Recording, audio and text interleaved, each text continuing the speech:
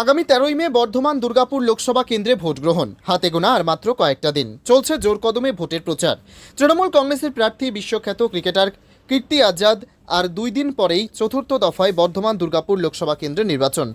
তাই এবার প্রচারের শেষ ঝটকা দিতে বাংলা সিনেমা জগতের অভিনেতা দেবকে নিয়ে র্যালি করলেন কীর্তি আজাদ। 2 তারকাকে দেখতে সাধারণ মানুষের ঢল রাস্তা জুড়ে। এই র্যালি আজকের প্রচারকে অতিরিক্ত মাত্রা এনে দেয়। প্রচারে মানুষের উত্তেজনা ছিল চোখে পড়ার মতো। র্যালি শেষে জনগণের কাছে ভোটের আর্জি জানান।